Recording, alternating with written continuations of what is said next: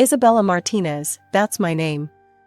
I never knew my dad, but honestly, I didn't feel like I was missing out on much.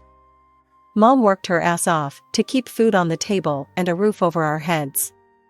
From as early as I can remember, I was helping around the house. Dishes, laundry, you name it. Mom always said, "Bella, you gotta learn to take care of yourself.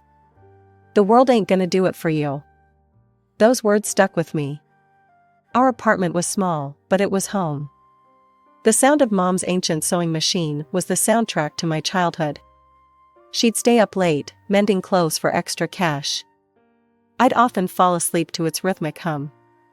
What did I like? Computers. It started when our school got a bunch of donated PCs. Most kids used them for games, but I was fascinated by what made them tick. I'd stay after school, tinkering, learning. One day, Mr. Johnson, the IT teacher, caught me trying to install some video editing software. "What are you up to, Isabella?" he asked, eyebrow raised. I froze, thinking I was in trouble. I just wanted to learn how to edit videos. Instead of getting mad, he smiled. "Well, why didn't you say so? Let me show you a few tricks." From then on, every Tuesday and Thursday after school, Mr. Johnson would teach me the ins and outs of video editing. At home, I'd practice on our old, wheezing computer. As high school graduation approached, reality hit hard. College wasn't in the cards for me. The day after graduation, I marched into WKLP, our local TV station. The receptionist looked at me like I was crazy when I asked about job openings, but pointed me towards the HR office. 3 interviews and 1 practical test later, I had my first real job. Assistant video editor. The pay wasn't great, but it was a start. For the next 2 years, I worked my ass off. Weekdays at the station, weekends doing freelance gigs. Every penny I could spare went into my college fund. It was exhausting, but I was determined. Then, on a rare night out with Lisa and Carlos, everything changed. We were at this house party, some friend of a friend thing. That's where I met him, Ryan Thompson. He wasn't what you'd call classically handsome. Kinda nerdy, with thick-rimmed glasses and a slightly crooked smile. But when he started talking about his work in software development, his whole face lit up. I was intrigued. As the party wound down, Ryan asked for my number. I hesitated for a second, then thought, what the hell, and gave it to him. The next few months were like a whirlwind. Ryan and I started dating, and it was nice. Different from what I expected, but in a good way. One night, as we were walking home from a movie, Ryan proposed to me, and I agreed. The wedding was small but beautiful. My mom cried happy tears, and Ryan's parents, Linda and Robert, well, they surprised me. I'd been nervous about meeting them, given the whole wealthy family thing. But they were warm and welcoming from the start. The first 2 years of our marriage were good. Not perfect, but good. We had our own place, a cozy apartment not far from the TV station where I still worked. Ryan had his job at some big tech firm, and things were comfortable. We traveled a bit, mostly weekend trips around the country. It was more than I'd ever done growing up, and I loved every minute of it. Seeing new places, trying new foods, it was like a whole new world had opened up to me. But then, things started to change. It started with the little things.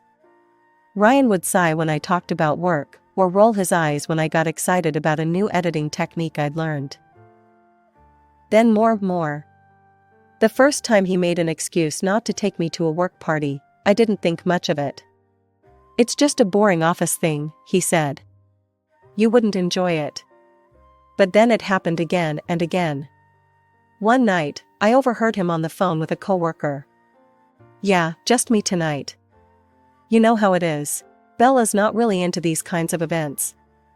I felt like I'd been punched in the gut. Not into these events? He'd never even given me a chance. That night, I confronted him. "Ryan, why don't you want me to come to your work events anymore? So you're ashamed of me?" "No, it's not that. It's just, sometimes it's hard for you to keep up with the conversations, you know? I don't want you to feel out of place. His words stung, but a part of me wondered if he was right. Maybe I did need to step up my game. So, I made a decision. I was going to go back to school. I enrolled in night classes at the local community college, studying information technology.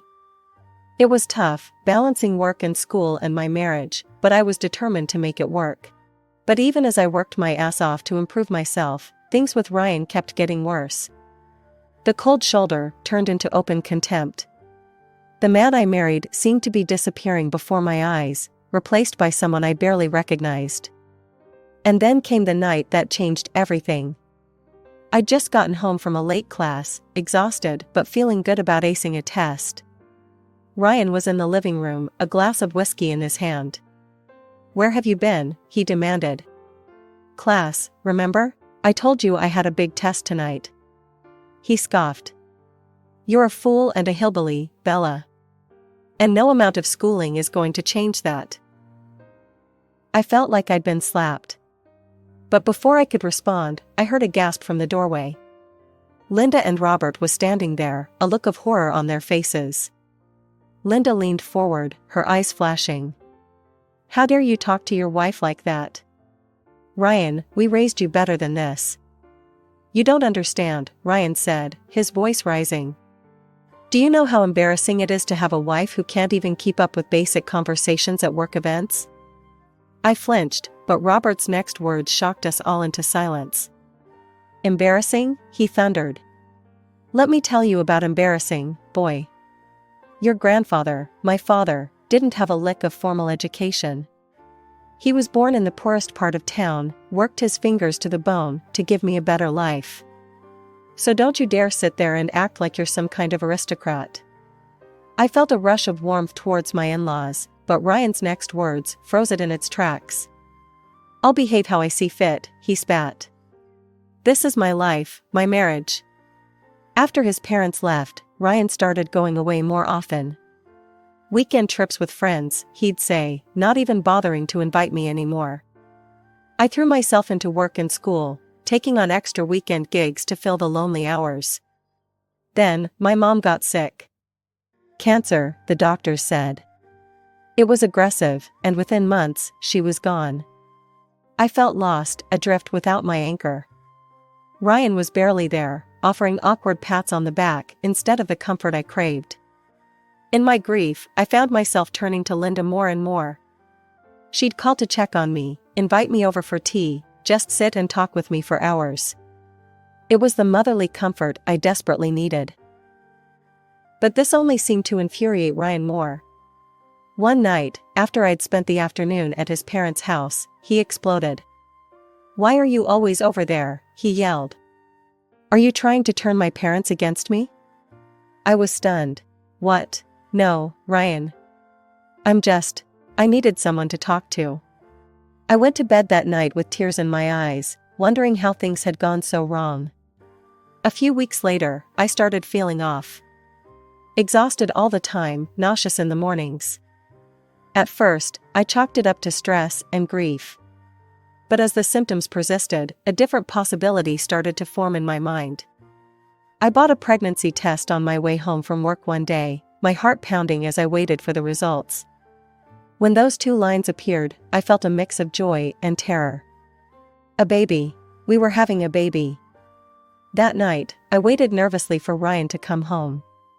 When he finally walked through the door, I took a deep breath. "Ryan, we need to talk. I'm pregnant." The look on his face wasn't joy, or even surprise. It was pure fury. "Pregnant?" he spat. "Are you kidding me? We can't have a baby now. Get an abortion, Bella. That's final." I fled the apartment, tears streaming down my face. Without thinking, I found myself at Linda and Robert's doorstep. When Linda opened the door and saw my face, she immediately pulled me into a hug.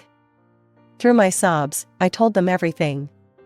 About the pregnancy, about Ryan's reaction. I've never seen Robert look so angry, or Linda so determined.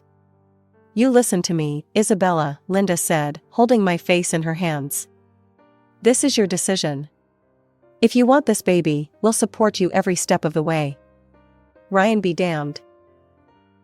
The next few months were a blur of doctor's appointments, work, and growing tension at home. Ryan barely spoke to me, spending most of his time out with friends. I focused on my job, squirreling away every extra penny I could for the baby. One afternoon, I had a doctor's appointment to get some routine tests done. I'd taken half a day off work and was looking forward to a quiet evening at home afterward. As I pulled into our apartment complex, I noticed Ryan's car in the parking lot. Strange, he was usually at work at this hour. I climbed the stairs to our apartment, fumbling with my keys. As I opened the door, I heard Ryan's voice. I'll be there in a minute, babe. Just grabbing my overnight bag. My heart started racing. I stepped inside, and there was Ryan, packing a suitcase. Who were you talking to? Where are you going? Before he could answer, I heard a car horn honk outside. Ryan cursed under his breath and grabbed his bag. I don't have time for this. We'll talk when I get back. I followed him down to the parking lot, demanding answers. And that's when I saw her. Sitting in the passenger seat of Ryan's car was a woman. She was beautiful, with long blonde hair and perfect makeup. And she was very, very pregnant. As I stood there, frozen in shock, she got out of the car. She walked towards me with a smug smile on her face. So, you must be Isabella, she said, her voice dripping with fake sweetness. I'm Melissa, Ryan's girlfriend. I turned to Ryan, who couldn't even meet my eyes. Is this true? I asked, my voice barely above a whisper. He nodded, still not looking at me. I felt a surge of anger and disgust. Aren't you ashamed? I asked Melissa, my voice shaking. He's married. We're having a baby too. Melissa's smile turned cold. Ashamed? No, honey, I had to fight for my happiness, and you've already lost this battle. It's not my fault you couldn't keep your man satisfied. I turned to Ryan, fury replacing my shock. How could you do this? To me, to our baby? He finally looked at me, his face a mask of indifference. Come on, Bella, we both know this marriage was a mistake. I never loved you. You were convenient. A good housekeeper, someone to keep the bed warm. But Melissa, she's my soulmate. She's smart, educated. She fits into my world. Each word was like a knife in my heart. I stood there, tears streaming down my face, as Ryan got into the car with Melissa. I'll be back on Monday to get the rest of my things, he said. We can talk about the divorce then. As they drove away, I sank to my knees in the parking lot, my world crumbling around me. I picked up my phone with shaking hands and dialed Linda's number. When they arrived at my apartment that night, Linda took one look at my tear-stained face and pulled me into a fierce hug. I listened, numb, as Robert berated Ryan over the speakerphone. His words were sharp, cutting. How dare you treat your wife this way, he thundered. The woman carrying your child. Ryan's voice came through, defensive and cold. Dad, you don't understand. Melissa is. Don't you dare mention that woman's name. Linda cut in. We will never accept her, do you hear me? Never. There was a pause, then Ryan's voice, eerily calm. Fine, I don't need your acceptance. I don't need you at all, I have Melissa now, and that's all I need. The next few months were a whirlwind. With Linda and Robert's help, I found a small apartment closer to them. The divorce proceedings were ugly, with Ryan fighting me every step of the way. But in the end, it was done. I was free of him, at least legally. When my daughter, Sophia, was born on a crisp autumn morning, it was Linda who held my hand through the labor. Robert paced the waiting room, every bit the nervous grandfather. Ryan refused to even see Sophia. When I took him to court for child support, he had the audacity to demand a paternity test. I agreed, knowing the truth. The results came back, confirming what I already knew, Sophia was his. The court ordered him to pay alimony, but I knew better than to count on his support. The years that followed were challenging, but also filled with unexpected joy. I threw myself into my studies, finally earning my degree in information technology. At work, my dedication paid off with a promotion to senior editor. But the real blessings were Linda and Robert. They embraced their role as grandparents with a fervor that sometimes brought tears to my eyes. Weekends were filled with trips to the park, family dinners, and impromptu movie nights.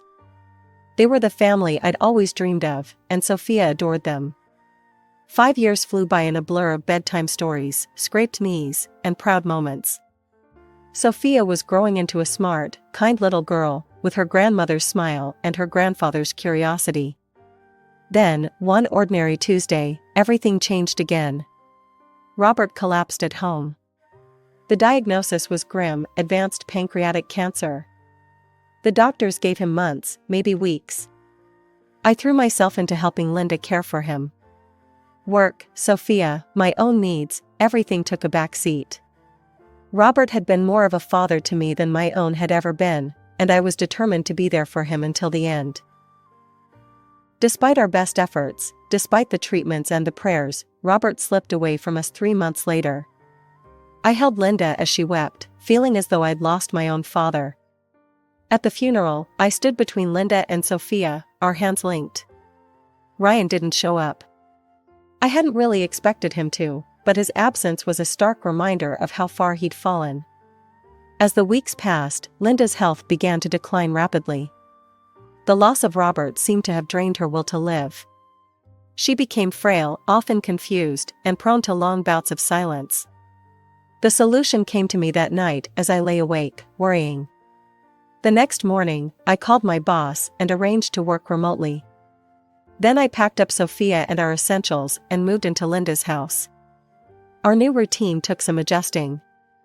I hired a nurse to care for Linda during the mornings while I worked on my video editing projects. In the afternoons, Sophia and I would take over. We'd read to Linda, help her with her physical therapy exercises, or simply sit and reminisce about happier times. Weeks turned into months. Linda had good days and bad days. On the good days, we'd sit in the garden, enjoying the sunshine and each other's company. On the bad days, I'd hold her hand as she cried for Robert, for the son she'd lost long before his father's death. One sunny afternoon, Sophia and I returned from a walk to find a man in a crisp business suit leaving the house. My heart raced, fearing the worst. "Linda?" I called out as we entered. "Is everything okay?" She was sitting in her favorite armchair, looking tired but composed. "Everything's fine, dear. That was just Mr. Harrison, my lawyer. I needed to discuss some legal matters with him." I nodded, not pressing for details. If Linda wanted to share, she would. "All right, how about some tea?" 3 weeks later, Linda passed away in her sleep. With shaking hands, I dialed Ryan's number. When he answered, I struggled to keep my voice steady. "Ryan, it's Isabella. Your mother passed away this morning." There was a long pause, then Ryan's voice, cold and detached. "Well, I can't say I'm surprised or particularly upset. That woman made her choices. Look, I'm not coming to the funeral. Just let me know when the will reading is scheduled." On the day of the funeral, the church was packed. Linda had touched so many lives, and it showed. As I stood at the pulpit to deliver the eulogy, with Sophia holding my hand, I looked out at the sea of faces. Friends, neighbors, colleagues, all there to say goodbye to a woman who had loved so fiercely and been loved in return. Ryan's absence was a palpable void, a reminder of the tragedy that had torn this family apart. But as I began to speak, sharing memories of Linda's kindness, her strength, her unwavering love, I realized something profound. Family isn't always about blood. Sometimes, it's about choice. And Linda had chosen to love me, to love Sophia, even when her own son had turned his back on us all. As we laid Linda to rest beside Robert, I made a silent promise. I would honor her memory by living with the same love and grace she had shown me. And I would make sure Sophia grew up knowing the incredible grandparents she had been blessed with, even if their time together had been all too brief. A few days after we laid Linda to rest, I received a call from Mr. Harrison, Linda's lawyer. "Mrs. Thompson, it's time to read the will. Can you come to my office tomorrow at 10 a.m.? I've already contacted Mr. Thompson. He'll be there." The next morning, I arrived at the law office, my stomach in knots. I took a deep breath and walked in. Ryan was there with Melissa, both dressed expensively and wearing matching scowls. Melissa's eyes raked over me, her lip curling in disdain. "Let's begin," Mr. Harrison said, opening a folder. As he read, I watched Ryan's face. At first, he looked bored, then confused, and finally, as realization dawned, furious. "This can't be right," he interrupted. "Read it again." Mr. Harrison sighed. "Mr. Thompson, it's quite clear. Your mother has left all her property, including the house, to Isabella Thompson and her daughter, Sophia." Ryan rounded on me. "You," he snarled. "You manipulated my mother, you gold-digging scum. Well, enjoy it while you can. I'm kicking you out of that house today." As they stormed out, Melissa paused at the door. "You might have won this round," she hissed, "but trust me, we're not done." I sat there, shell-shocked, as Mr. Harrison explained the details of the will. It wasn't just the house. Linda had left everything to Sophia and me, her savings, her investments, everything. "She wanted to ensure you and Sophia would be taken care of," Mr. Harrison said gently. "Linda loved you both very much." Tears welled up in my eyes. Even after she was gone, Linda was still looking out for us. But Ryan was true to his word. The harassment started that very night, incessant phone calls, threats, promises to destroy me. I changed my number, but it didn't stop. Then came the intimidation. Men would approach us on the street, making vague threats about paying what we owed.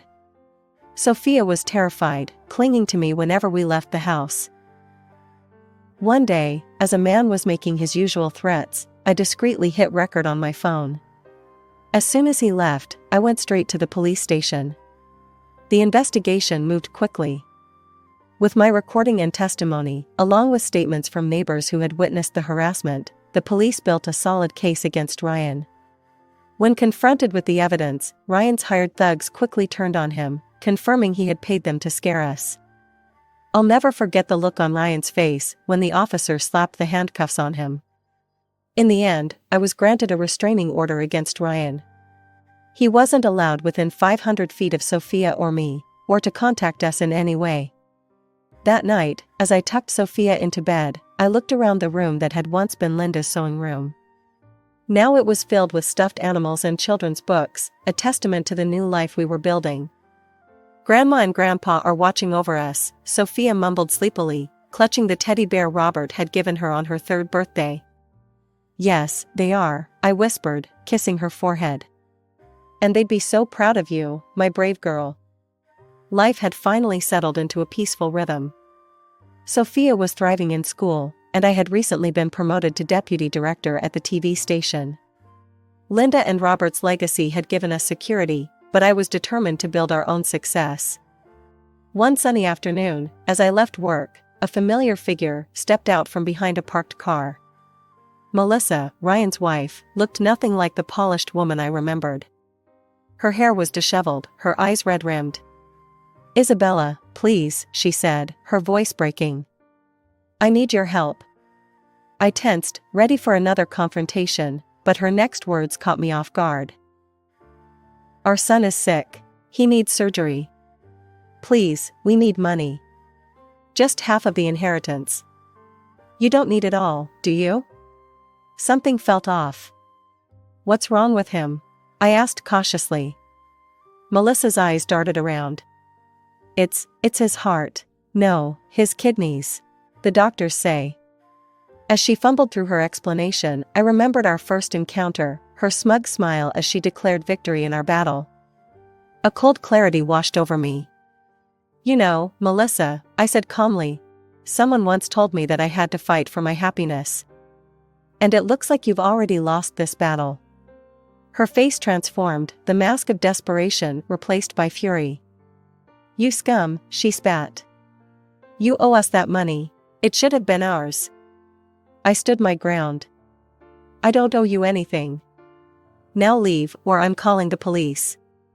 As I walked away, her curses fading behind me, I felt a sense of closure. The last tie to my old life had been severed. That night, I made a decision. It was time for a fresh start. I sold Linda's house and bought a new one in a different neighborhood. Somewhere Ryan and Melissa wouldn't find us. Now, as I sit in our new living room, watching Sophia do her homework, I'm filled with gratitude. Gratitude for Linda and Robert, who loved us unconditionally. Gratitude for the strength I found within myself. And yes, even gratitude for the hardships that led me here.